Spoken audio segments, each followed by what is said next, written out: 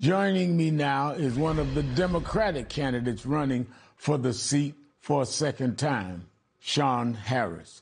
Shawn, in 2024, you ran against Marjorie Taylor Greene and received 35% of the vote, the best showing by a Democrat in the district in recent memory.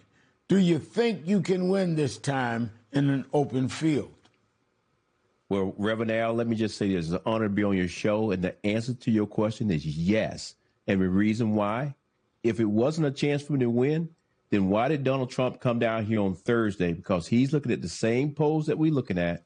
The reality of it is it's very clear. We have Democrats, independents, and yes, Republicans actually voted for me because everybody in our district said is enough is enough. Now, as we mentioned and you mentioned, President Trump was in Georgia on Thursday, drumming up votes for the special election, and he had a lot to say on the economy. Listen to this. And then I have to listen to the fake news talking about affordability. Affordability. Do you notice what word have you not heard over the last 2 weeks? Affordability. Because I've won. I've won affordability.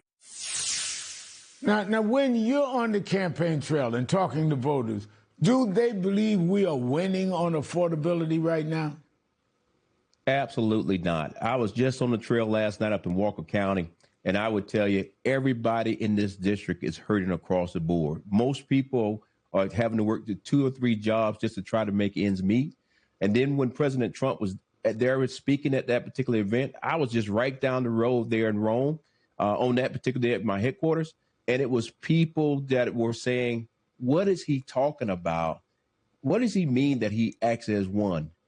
President Trump has never been to a grocery store. President Trump has never had a real job like the hardworking people here in Georgia. And that's why he is completely separated himself away from hardworking people. Now, you're running to replace Marjorie Taylor Greene, who made the full voyage from one of Trump's most loyal allies to a Trump critic.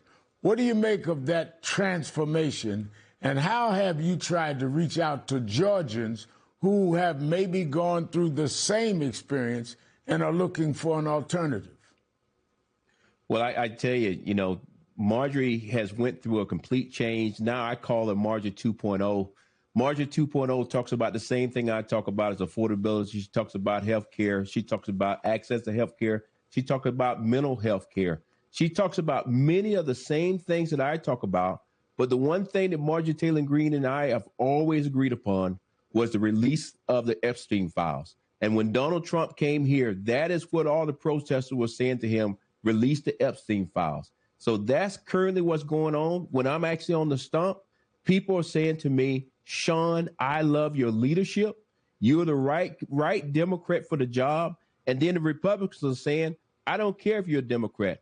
I want something different. I want somebody that's going to bring results here to Northwest Georgia. And if you don't, we'll just vote you out. So they're going to give me a chance. All right, Shawn Harris, thank you and good luck. Up next, my final thoughts. Stay with us.